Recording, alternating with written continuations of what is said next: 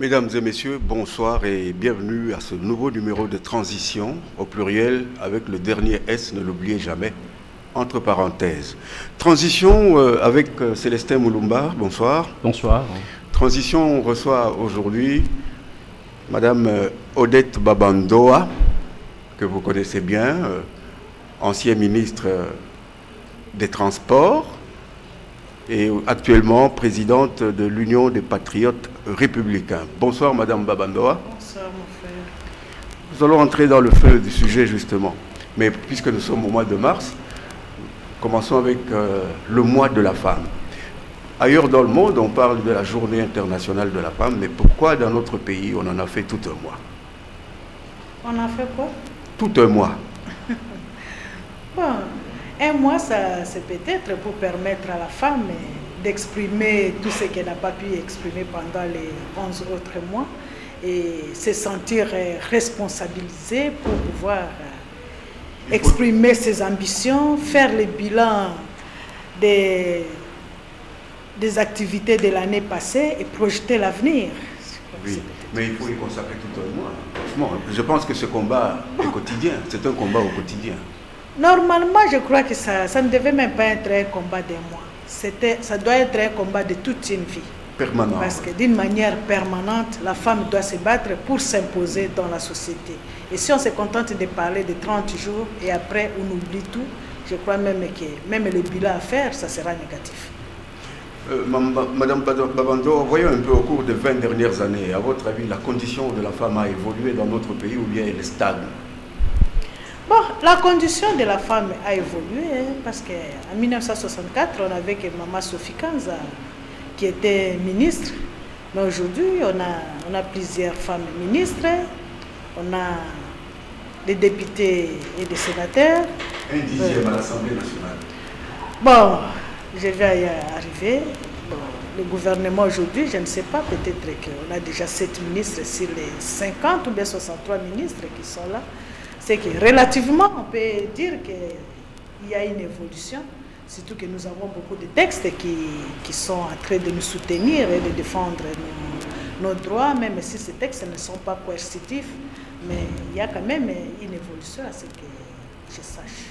Les recherches que nous avons menées préalablement à cette émission indiquent clairement que vous réfléchissez à une structure pour fédérer toutes les femmes de toutes conditions. Dans quel but?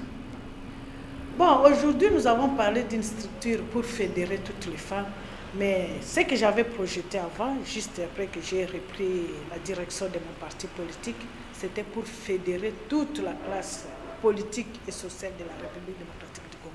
Mais aujourd'hui, on venait d'une émission où nous avons été invités plusieurs femmes et ils voulaient savoir pourquoi nous n'arrivons pas à envahir la scène politique. J'ai dit que la politique, c'est un milieu très compliqué. Et pour y arriver, en dehors de la technicité, de l'intelligence, il faut avoir des appuis. Il faut avoir des appuis et les femmes, en restant séparées, sans cohésion, il nous est vraiment difficile de réussir. Et j'ai lancé un mot d'ordre pour demander qu'on puisse se mettre ensemble solidaires. Parce que nous voyons dans des partis politiques, les femmes sont là, plus pour assumer le rôle de second plan. Et même ceux qui assument des rôles dans la direction politique et qui sont visiblement bien placés pour occuper des postes, s'il y a des postes à présenter, mais il y a des moments où on les dépasse pour aller prendre d'autres personnes. Et ça passe inaperçu, personne ne réagit à ça. Et si nous continuons dans ce rythme-là, nous pouvons être intelligents, nous pouvons avoir des CV qui convainquent, mais tant qu'il n'y a pas un élément nouveau, parce qu'il y a beaucoup d'appréhension sur la femme. Le monde masculin minimise souvent la compétence de la femme. C'est pourquoi moi j'ai appelé à ce que nos frères nous soutiennent, mais que la femme elle-même soit d'abord solidaire entre elles. Parce que nous constituons 52% des femmes de la population congolaise. Si 52% élisent une seule personne qui est une femme, c'est que les 52% peuvent donner un président de la République. Une présidente. Une présidente.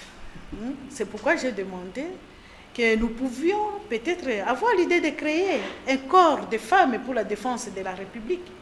Là-dedans, on va trouver toute catégorie de femmes, toutes tendances confondues, de l'opposition, comme de la société civile, comme du pouvoir, que là où une sœur a un problème, si elle est de l'opposition, c'est du pouvoir, c'est de la société civile, se mettre là pour soutenir et défendre la position de celle qui a un problème. Si elle est du pouvoir, nous tous, nous allons nous mettre là pour se mettre derrière et la protéger. En tant qu'avocate, j'ai vu dans mon cabinet, après les élections de 2011, il y a de ces femmes-là qui ont perdu des postes, tout simplement parce que le président d'un parti politique, arrivé ici à Kinshasa, une petite réclamation, il préfère demander à un élu d'un autre parti, donnez-moi 50 000 $, comme ça moi je laisse, mon candidat ne va pas aller en Cour suprême de justice. Et c'est lui qui a les 50 000 $, donne un président du parti politique, et c'est lui qui a gagné, il perd. Et les femmes sont pauvres. Dans ce pays ici, je sais que tout le monde est pauvre, mais la femme est plus pauvre que les hommes. Mais dans le monde politique, madame, vous savez, on ne fait pas de politique sans argent. Non, on ne fait pas de politique sans argent, mais on ne va pas voler pour faire la politique.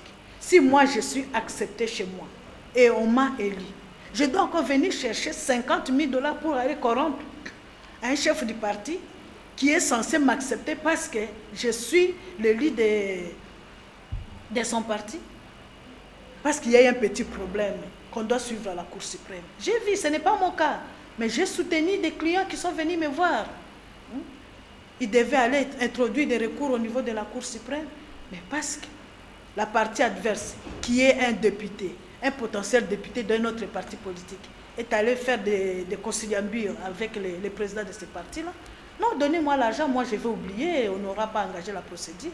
Et vous, la pauvre femme qui n'a pas 50 000, elle ne va pas, après être épuisée là-bas avec les élections, elle va encore revenir ici pour aller chercher à voler 50 000. Et c'est ça, c'est ce que nous devons combattre. Oui, c'est ça la moralité qui manque dans la classe politique. Oui, oui, mais Odette Babandoa, par exemple, vous suivez avec... Est-ce que votre parti est présent au centre interdiocésain?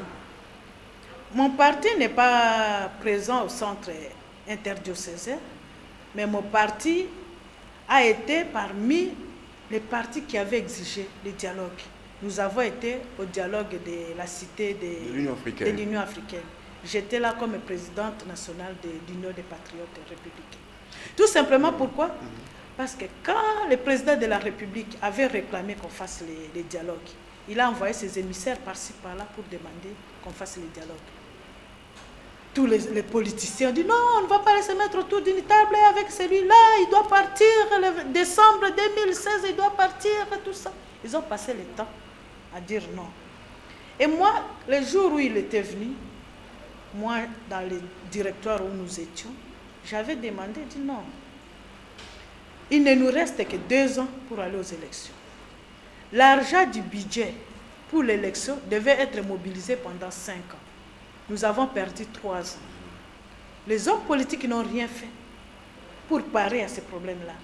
Parce qu'en 2012, l'argent qui était prévu pour les élections, ça n'a pas été affecté aux élections. On est rentré pour faire la réduction des comptes au Parlement. Mais personne n'a soulevé les doigts pour dire que... Mais c'est que nous avions voté l'année passée pour les élections. Vous n'avez pas mis ça à la disposition de la CENI. Pourquoi? Et alors, la première année s'est passée. On n'a pas démis le gouvernement, on ne s'est pas opposé, personne, c'est passé. La deuxième année, c'était la même chose. L'argent de la CENI, on n'a pas vu ça. La troisième année, alors qu'il y avait des réductions de comptes d'une manière successive. Pourquoi même pas là-bas au Parlement, on n'a pas bloqué les choses? Ils n'ont pas bloqué ça. Et la troisième année, on voit qu'on ne peut pas mobiliser l'argent pour 2 ans. On dit non, venez, nous allons dialoguer pour projeter l'avenir. Et vous, vous dites non, nous n'allons pas partir là-bas, nous allons avoir les élections au mois de décembre 2016. C'était une distraction. J'ai trouvé que ça n'allait pas se faire. J'ai dit non, allons là-bas à la table de négociation. Demandons à ceux qui sont au pouvoir pourquoi ils n'ont pas mobilisé l'argent. Comme ils n'ont pas mobilisé l'argent, alors qu'on mette en place un gouvernement capable, comme mission principale, organiser les élections.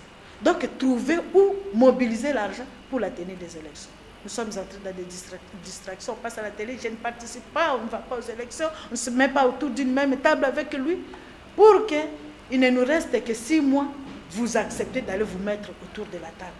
Alors, autour de la table, c'est que vous avez vous-même voulu ce glissement-là.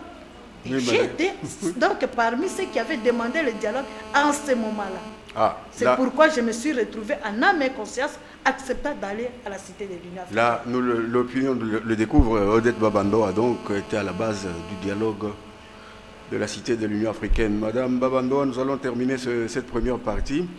Eh bien, en dehors de Eve Bazaïba, du MLC, du Front pour le respect de la Constitution, les femmes ne sont pas très visibles à la CENCO, aux négociations là, entre la majorité, l'opposition du rassemblement et la société civile.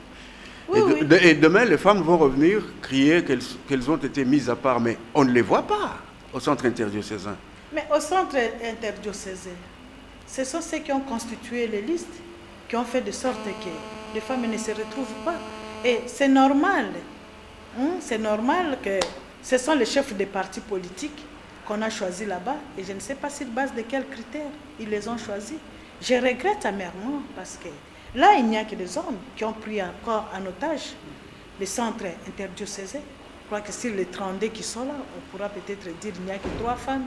Une de la société civile, Marie Kalala, et le secrétaire général de l'INC et de MLC, comme son président est en prison, ça lui fait l'avantage d'être là pour représenter son président. Je ne sais pas, une troisième peut-être. Et donc, les femmes dans le futur gouvernement de transition qu'on ait laissé de côté. Et on a laissé la femme de côté. Et ce sont les évêques qui organisent. Et parmi, dans les évêques là, je crois qu'il y a quand même des mères générales qu'on appelle chez les sœurs. Il faut aussi qu'on retrouve, ne fût-ce que dans les rangs des évêques, une mère générale, peut-être, qui peut aussi être là pour dire que non, ici, voyons un peu ceci, cela. Une mère supérieure. Oui. Même les mères supérieures. On a détruit les paroisses catholiques ici. On est aussi allé attaquer le couvent des religieuses. Oui. C'est qu'elles aussi, elles sont en train de payer. Et nous demandons, nous ne sommes pas là-bas à la CENI. Moi, aujourd'hui, à la CENCO, moi, aujourd'hui, j'ai lancé l'idée que la CENCO, le dialogue là n'était que pour 3 jours. Nous tendons vers le 4e mois. Et ceux qui sont là-bas, c'est la majorité, ce sont des hommes. Des hommes qui ont échoué au Parlement, ce sont eux qui prennent encore en otage le dialogue pour nous conduire encore à un autre échec. Moi, j'ai demandé que les femmes se mobilisent. Si nous pouvons créer même un corps de femmes pour la défense de la République, nous allons voir les évêques. Dit, ne vous laissez pas distraire par les hommes politiques. C'était 3 jours, 4e année, 4e mois qui commence. S'ils ne sont pas d'accord avec vous, fermez vos portes. Remettez-vous dans votre prière. Dites-leur, vous êtes responsables. Mais sachez que décembre, nous aurons les élections. Allez voir le président de la République. C'est lui à qui on a donné 12 mois de glissement. Vous êtes les garants de la bonne tenue des élections. Vous êtes les garants de la bonne organisation des institutions du pays. Si le gouvernement qui est en place n'est pas à mesure de nous donner les élections dans les 12 mois, vous avez alors l'obligation et le pouvoir discrétionnaire de nous mettre en place un gouvernement qui sera à mesure de mobiliser l'argent pour les élections. Passer à la deuxième série de questions. Madame Babando, pourquoi on vous appelle Jeanne d'Arc ou femme ou la dame de fer? Pourquoi? Bon, on m'appelle Jeanne d'Arc, je crois que c'est Papa Victor Nendaka, je me souviens maintenant, qui avait commencé avec cette appellation. C'était quand je suis allée au chemin de fer de Zouélé comme DGA. Là où je suis allée réouvrir la voie ferrée qui était complètement envahie dans la brousse et où j'ai fait monter sur les rails un camion majoriste qui avait commencé à tracter des wagons en forme de locomotive. Quand je suis rentrée, j'ai projeté un peu le travail des pionniers que j'étais partie faire là-bas, c'est les films. Et c'est à ce moment-là, ceux qui avaient suivi les images, et peut-être c'est à ce moment-là qu'on a commencé à m'appeler Jeanne d'Arc. Mais Jeanne d'Arc a fini brûlée. Bon, c'est aussi ça, je ne pense pas que je vais finir brûlé parce que ce n'est pas dans le même milieu, dans les mêmes circonstances. Puisque vous avez parlé du chemin de fer, une question me vient à la tête directement. Comment pouvez-vous présenter la situation actuelle de chemin de fer en République démocratique du Congo? Est-ce qu'on peut parler du chemin de fer ici au Congo? Quand je viens chez les autres qui sont dans des TGV, je venais de trouver là-bas au Nigeria comment ils ont investi pour créer leur chemin de fer à grande vitesse.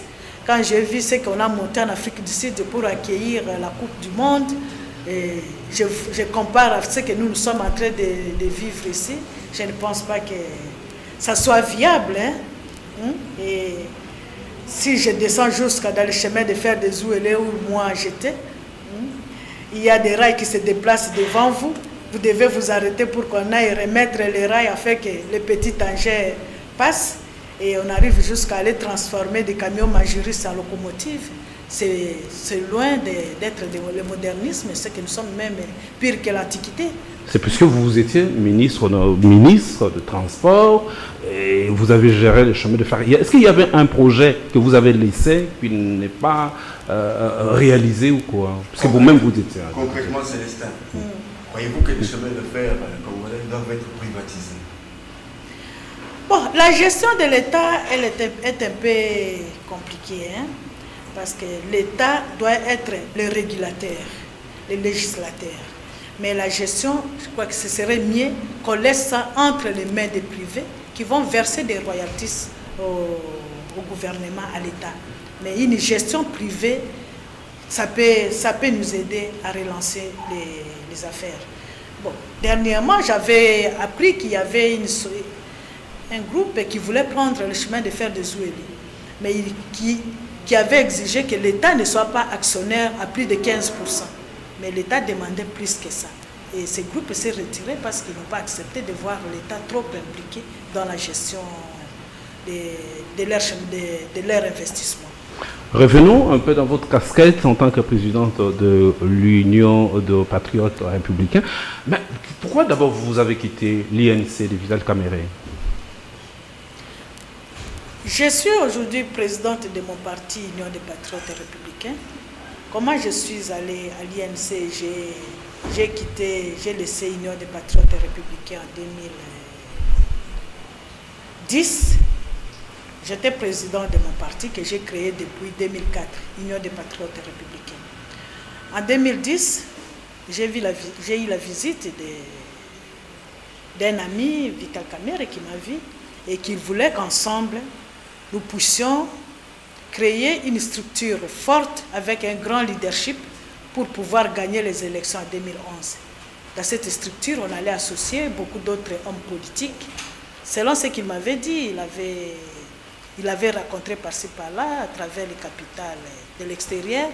On lui a dit, s'il veut créer un parti, il faut qu'il y ait quand même des leaders visibles dans ces partis-là. Et parmi les noms qu'on avait, qui revenaient souvent, il y avait mon nom. Il m'a cité aussi d'autres compatriotes. Il dit, bon, je voudrais qu'on les contacte tous et nous nous mettons ensemble pour créer une structure qui peut nous permettre d'avoir l'alternance en 2011. Et alors, j'ai discuté avec le directoire de mon parti, Union des patriotes républicains. Ils ont dit non, parce que notre combat, c'est d'obtenir l'alternance. Et ce combat-là, vous l'avez aussi mené en 2006.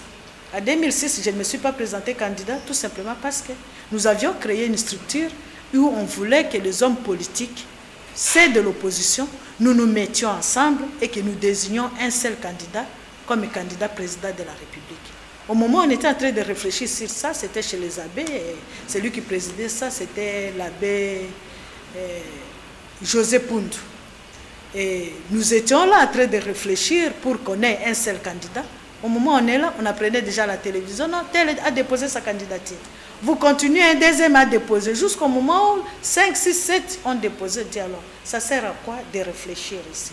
Comme tout le monde a décidé d'aller déposer la candidature, alors on laisse. On est parti en ordre dispersé. Ce qui fait qu'on s'est retrouvé avec 32 candidats. Un du pouvoir, 31 de l'opposition. Et les 31 de l'opposition, les voix se sont émiettées. Ce qui fait qu'on a raté. Et nous avons cru qu'on pouvait récupérer la situation en 2011. C'est ici que quand mon ami, mon frère Camille est venu me voir, je dis que non, c'est une bonne idée. Si nous réussissons à conjuguer les efforts ensemble, je crois que nous allons apporter une gestion alternative dans le pays. C'est alors qu'on a créé l'INC. Les élections de 2011 se sont passées comme se sont passées. Quand vous créez l'UNC, vous laissez l'UPR en sommeil ou bien le parti continue à fonctionner? Le parti continue à fonctionner parce qu'on avait beaucoup de cadres. On a responsabilisé d'autres qui ont dit qu'ils ne venaient pas avec moi à l'INC. Ils préféraient continuer leur travail au sein de l'Union pour la... Vous êtes allé comme en mission ou en détachement? Je sais pas, pour amener notre objectif à terme, nous avons crié, si on s'est battu en 2006 pour avoir l'alternance et qu'on n'a pas réussi à présenter un seul candidat, j'ai cru qu'en 2011 on pouvait le faire, que peut-être au sein de l'INC, si nous nous mettons d'accord avec notre papa Étienne Tshisekedi, on allait peut-être s'arranger, que nous tous nous préparions pour amener le président Tshisekedi au pouvoir. Et si nous avons une majorité de députés, on pouvait ne fût-ce que notre parti, l'INC, pouvait ne fût-ce occuper le poste du Premier ministre. Malheureusement, on ne s'est pas mis d'accord, on s'est retrouvé avec Tshisekedi, candidat hier, l'autre ici, Léo Kengwadondo, candidat, et on s'est retrouvé avec plusieurs candidats. C'est que, pour une fois encore, la République a raté les tournois. Et aujourd'hui, nous sommes prêts pour que je crois qu'on doit avoir les élections. Si j'ai demandé qu'on aille au dialogue, c'était pour qu'on se mette d'accord pour qu'on ait les élections.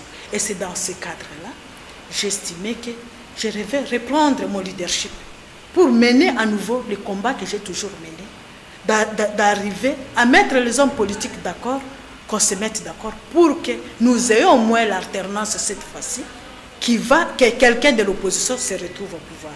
Et en revenant pour gérer les partis, ce sont plus mes cadres qui ont demandé non, avec cet idéal-là, c'est mieux que tu rentres dans notre parti. Vous voyez, l'idéal pour lequel tu t'es toujours bâti est en train de se tioler, alors c'est mieux que tu reviennes. Et le retour a été facile? Parce que ceux qui sont restés là avaient déjà commencé à manger. Et puis l'appétit vient en mangeant. Hein? Non, vous le voyez toujours manger, je ne sais pas. C'est un combat. Hein? Bon, c'est comme un père. Ceux qui sont restés là-bas, ils se sont vus seuls. D'abord, ils m'ont convaincu que voilà, vous êtes notre leader. Aux élections ici, des candidatures qu'on avait déposées pour la députation provinciale, nous avons aligné à peu près 130 députés. Et ces 130 candidats députés sont en train de pleurer que sans un leadership visible, nous risquons de ne pas être visibles, les partis risquent de ne pas être visibles et nous n'allons pas gagner les élections. Mais si toi-même tu reviens, tu vas allumer le feu, partout où nous serons, nous allons vous inviter pour venir nous présenter, pour venir battre campagne pour nous.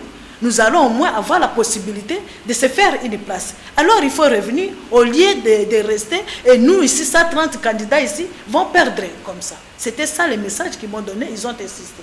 Et c'est comme ça que je suis rentrée et je me suis mise à leur disposition. Et ils sont en train de tout faire vraiment pour que je ne puisse pas regretter mon retour. Et malgré tout, vous gardez de bonnes relations avec Vital Kamerhe? Je n'ai pas de problème avec. Vous n'êtes pas parti dans les mêmes conditions que Ewanga et les autres? Non, non, c'est rien à voir. C'est rien à voir. Maître Babandoa, l'opinion dénonce quand même l'absence, la démocratie interne dans le parti politique. C'est votre avis aussi?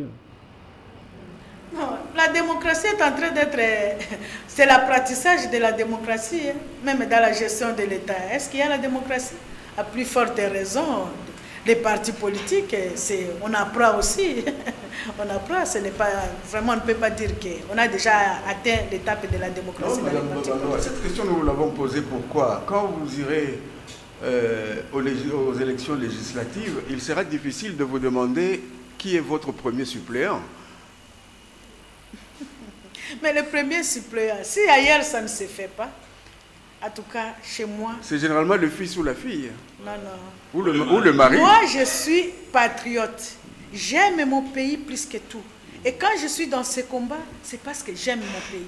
La carte géographique là que j'ai apprise à l'école primaire, je me bats pour que cette carte géographique reste intacte, que ça ne bouge pas d'1 kilomètre.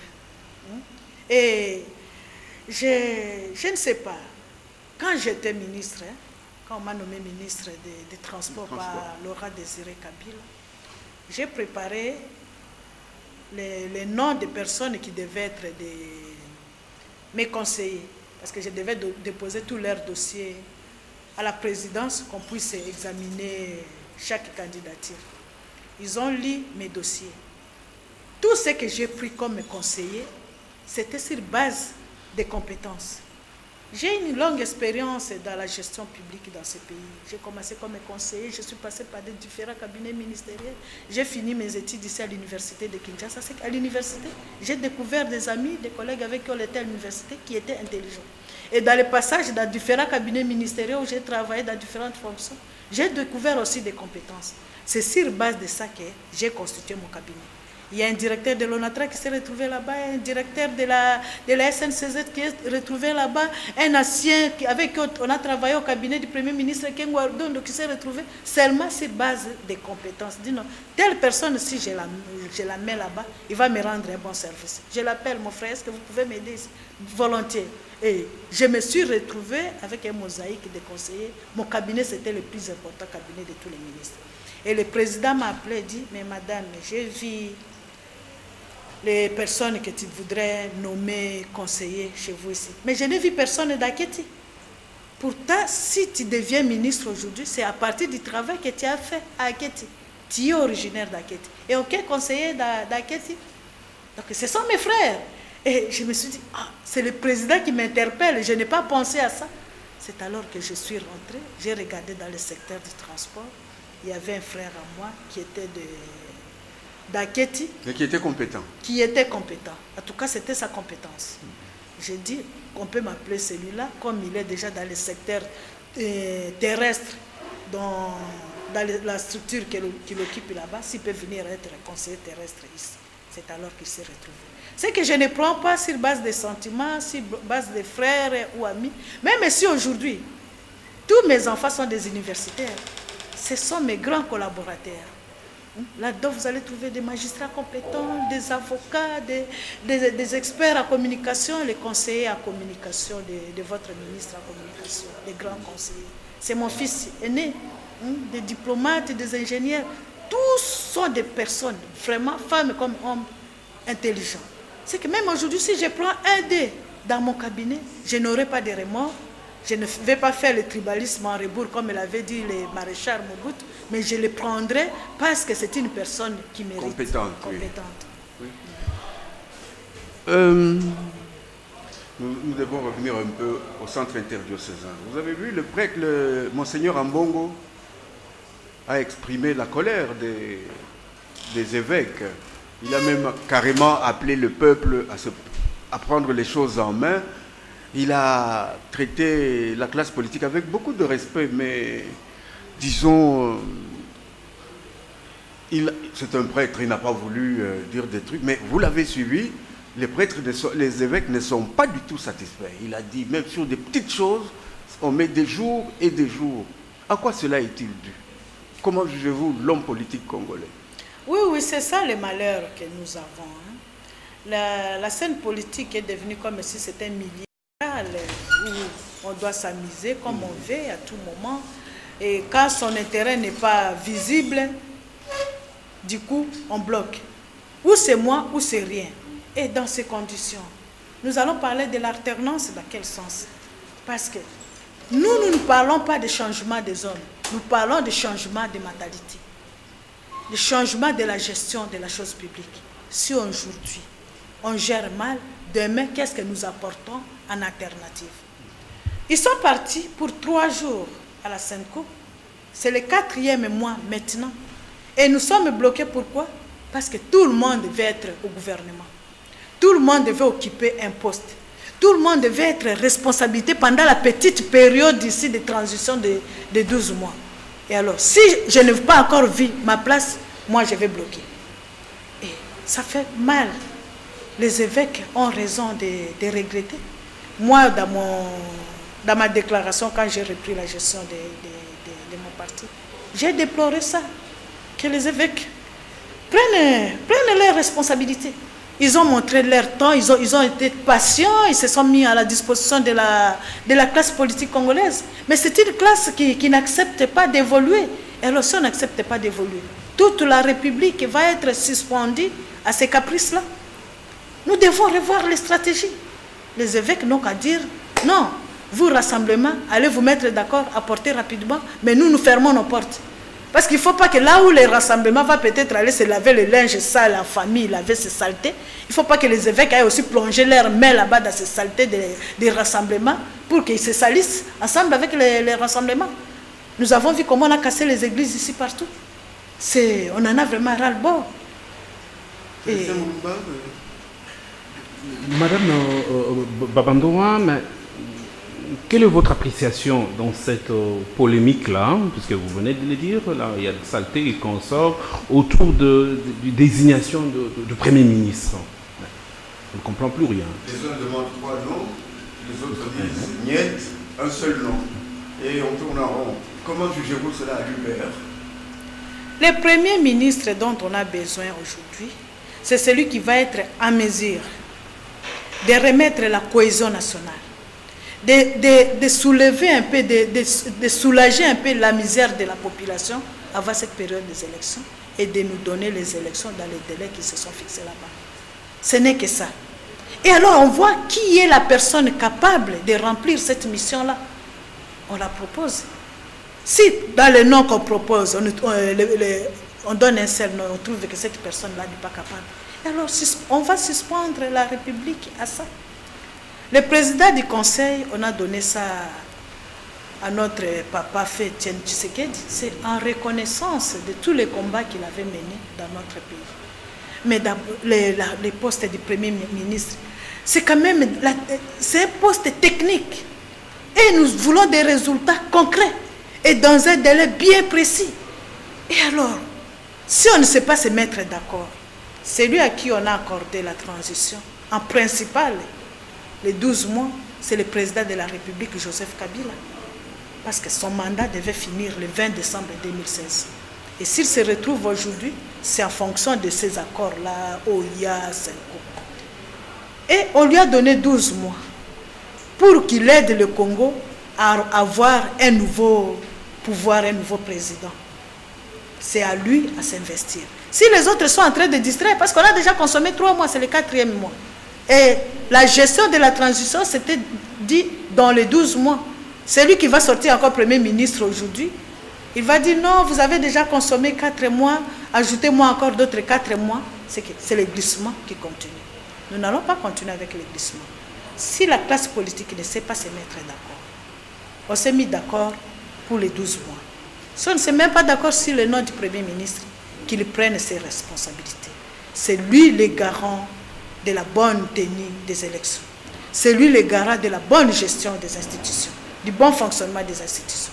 Il n'a qu'à nommer un Premier ministre qui sera en mesure de remplir les missions lui assignées par les désaccords. Mais un ministre venant du Rassemblement. Moi, j'ai dit un Congolais capable. Ce n'est pas ce que disent les accords du 31 décembre. Mais j'ai vu là, j'ai vu aussi quelqu'un qui dit non, les accords là, il n'y a pas à interpréter dans ces accords là, ces accords restent comme ça. Mais nous, qui sont en train de dire ces accords là ne sont pas révisitables ou bien il n'y a rien à interpréter là-dedans. Ils étaient là quand on est allé interpréter la Constitution à la Cour constitutionnelle contre vase et marée. Si la Constitution, l'expression du peuple congolais a été interprétée, alors ce texte-là ne pourra pas être interprété. Pourquoi? Nous voulons un Congolais capable de nous conduire aux élections comme Premier ministre. Si c'est une femme, ça nous fera plaisir. Parce que depuis 1960 jusqu'à aujourd'hui, il n'y a pas une femme Premier ministre. Nous avons vu nos voisins centrafricains avec Catherine Samba-Panza. Quand tout s'est tiraillé, on a mis cette maman-là. Elle a conduit son pays aux élections. Nous voulons, parce que nous les femmes, nous sommes les victimes de la désorganisation actuelle de l'État. C'est nous qui payons davantage. Il y a des femmes qui sont restées veuves parce que leurs maris sont allés mourir là-bas sur les affrontements. Il y a des femmes qui sont violées, humiliées pour la vie. Devant leurs parents, devant leurs enfants, on les viole. Cette femme-là n'a plus de vie. Et on prend ton enfant de 8 ans, 12 ans, on l'amène sur le terrain de combat comme militaire. Tu vas souffrir de ça toute ta vie. Donc, les femmes payent plus que tout. Et nous avons intérêt qu'il y ait une bonne gestion de l'État pour que nous puissions nous retrouver. Et nous demandons qu'il n'y a pas de compétences qui manquent chez les femmes. Hein. Nous sommes autant compétents que les hommes. Et alors, trouvons une femme, mettons-les, qu'elle soit Premier ministre. Avec un gouvernement même de 50% des femmes, vous allez voir que nous allons avoir les élections. C'est toujours à l'opposition. L'unanimité ne se fait pas autour de désignation de Pierre Lumbi comme futur président du CNSA. Vous connaissez quand même l'homme. Bon, je l'ai vu ministre des Travaux publics. Je l'ai vu conseiller spécial du chef de l'État. Je crois que, comme tel, je le connais. Mais s'il y a à discuter, moi, je ne suis pas des rassemblements. Mais votre avis personnel en tant que président, quand même, du père... Je ne sais pas si je dois aller me prononcer sur les histoires qui se passent dans la cuisine des autres. Là, vraiment, je n'ai pas le pouvoir. Même si je me prononce, je ne vois pas comment... Par quel mécanisme en fait, ça sera pris en considération. Comme vous étiez à l'Union africaine, on peut prendre, puisque de l'autre côté, il y a aussi le président de rassemblement, on peut prendre là-bas ou quoi? Oui, on était à l'Union africaine, mais le G7 n'était pas à l'Union africaine. Et c'est de la même façon que les rassemblements n'étaient pas à l'Union africaine. Bon, moi, j'ai dit on ne doit pas passer le temps à discuter sur les personnes. Qu'ils se mettent d'accord. S'ils se sont mis d'accord, s'il y a un consensus, et que le consensus c'est autour de Pierre Lumbi, moi je ne vois pas d'inconvénient qu'il soit là-bas. C'est un Congolais comme tous les autres Congolais. Vous lancez aussi le front patriotique pour la tenue des élections. On peut savoir un peu plus. Oui, j'ai lancé ça et je suis en train de passer de porte à porte pour amener tout le monde à adhérer à ces fronts. Je ne vois pas seulement les hommes politiques. Je vois toute la classe congolaise. Si on ne sait pas organiser les élections, ça nous préoccupe. Alors je voudrais associer les groupes de pression, les groupes d'opinion, et tous se joignent à nous. Vous voyez comment les politiciens sont en train de nous distraire à la 5 ans. Un dialogue de 3 jours, ils ont pris 4 mois. À la fin des comptes, il n'y aura pas encore élection au mois de décembre. Ce sont nos enfants, ce sont nos familles qui vont encore se retrouver en train de mourir. Et alors, nous voulons les élections. Et pour ça, nous voulons que... Parce que c'était même le message, c'était un peu contenu dans même la dernière déclaration d'Étienne Tshisekedi, que les Congolais prenaient vous à charge. Et mon fait président Laurent Désiré Kabila l'avait aussi dit que les Congolais prenaient vous à charge. Si les politiciens ne savent pas que le peuple doit exercer son pouvoir par la désignation de ses mandataires lors des élections et qu'ils veulent bloquer le peuple pour qu'il n'ait pas à exercer correctement ces pouvoirs-là, le peuple doit se réveiller. Nous allons constituer un front patriotique, aller vers les donateurs de fonds, trouvez-nous l'argent pour les élections, allez vers les évêques, débarrassez-vous de ces politiciens-là, laissez-les. Mais seulement nous avons retenu que décembre, il y aura élection. Le président de la République, garant des institutions, trouvez l'argent pour nous organiser les élections. Et nous tous, nous les demandons. Et alors, si vous ne le faites pas, décembre, que chacun parte en douceur, qu'il n'y ait pas, qu'on n'attendait pas qu'on vienne encore vous mettre là. Vous avez déjà eu le glissement de 12 mois. Si vous n'arrivez pas à organiser les élections, vous serez responsable de ça. Et alors, partez vous-même en douceur, laissez le Congo se débrouiller pour trouver un autre gestionnaire de la République. Madame Babando, on parle de plus en plus dans les médias d'une probable rencontre entre le président de la République et Félix Tshisekedi du Rassemblement. À votre avis, cette rencontre préalable à la désignation du Premier ministre, c'est une remise en cause des résolutions du 31 décembre.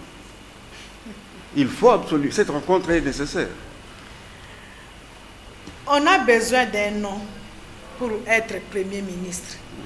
si on ne sait pas proposer les noms, j'ai demandé ici que celui qui est garant du bon fonctionnement des institutions prenne ses responsabilités et qui nomme un premier ministre. S'il estime que c'est le gouvernement qui est là, qui est à mesure de mobiliser les fonds pour nous conduire aux élections, alors il dit tout simplement que le gouvernement restait, mais au mois de décembre, nous aurons les élections. Alors, c'est tout ce que nous attendons. De rencontre en rencontre, on passera encore d'un dialogue à un autre dialogue, ça sera jusqu'à quand? Madame, je crois que nous allons terminer cette émission sur un chapitre sur le plan de la sécurité. On parle au Kasaï de ce phénomène de Kamwina Nsapu, on a vu le phénomène Bundudia Congo, sans parler de la constellation Maï Maï dans le Grand Kivu, au nord Katanga, les Pygmées contre les Bantous. À quoi est due cette résurgence de la violence où on trouve au centre des jeunes gens, même des tout petits enfants? C'est malheureux, hein?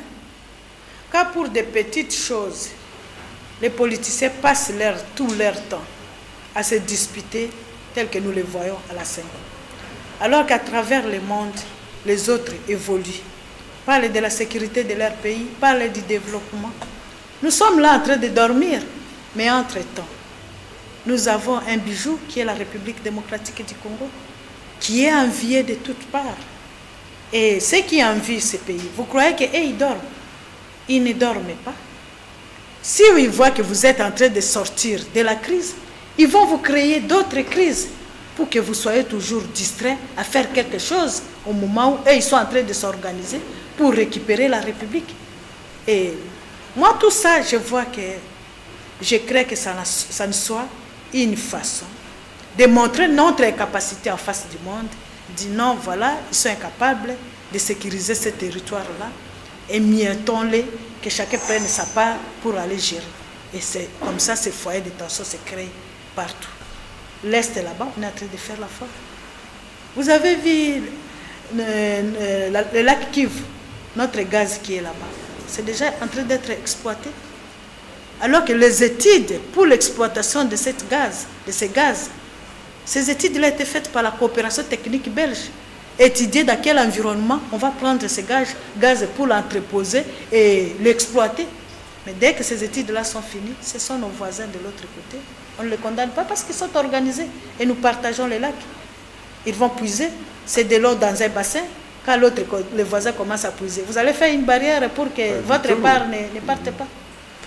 Au moment où le monde entier est en train de pleurer pour le problème de l'eau, lac Tchad là-bas qui se sèche, ils étudient déjà comment récupérer les eaux de Lubangi pour conduire ça là-bas.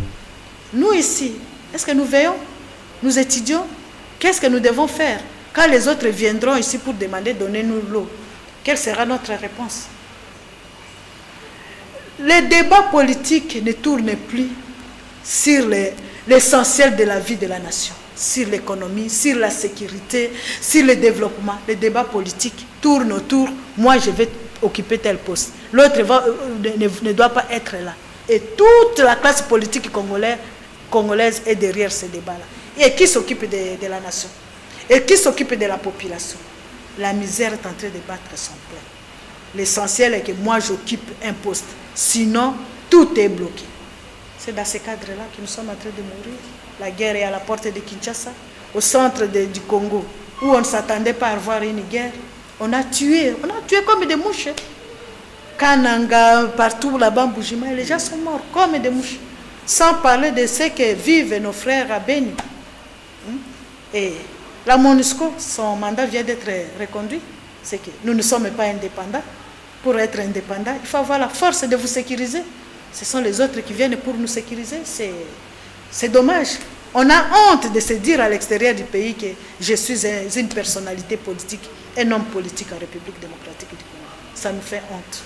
Quand on voit chez les autres, arriver seulement à l'aéroport, les petits aérogare qu'on nous a offerts là, ça a coûté 76 millions d'euros. Et quand je vois de l'autre côté du fleuve Maya Maya, il faut aller voir. C'est un bijou. Ça n'a pas fait 30 millions de dollars. Il faut arriver à l'aéroport de Lomé. Il n'y a pas 2 ans qu'ils ont construit ça. Ça n'a pas fait 30 millions de dollars. Mais nous, une grande puissance comme ça. Voilà ce que nous avons. Petit aérogare là, 76 millions d'euros. Ça nous dépasse. Il faut vraiment qu'on se réveille, qu'on prenne conscience que nous sommes ridicules. On ne va pas nous respecter en tant qu'hommes d'État par tout le monde. Même les générations futures vont nous interpeller. Et moi, je n'accepte pas ça. Je ne voudrais pas qu'on dise que maman, mes enfants me disent que mais maman, vous étiez aussi là-bas en politique, mais vous voyez tout ce qui se passe. C'est pourquoi moi j'ai repris ma liberté pour reprendre mon leadership et faire de sorte qu'on arrive à garantir la tenue des élections pour conduire au pouvoir les femmes et les hommes capables de développer la RDC. Un dernier message, Odette Babando, peut-être en 1 minute, un dernier message à l'intention de nos téléspectateurs sur un sujet de votre choix. Le résumé de... Un dernier mot, un dernier message. Le dernier message, je demande aux évêques, ils ont été patients.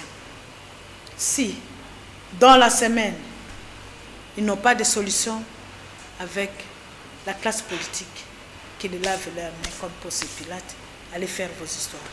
Qu'ils aillent prier Dieu pour nous. Et ceux qui ont cette responsabilité-là, et même ils vont trouver comment amener les noms qui doivent trouver le consensus.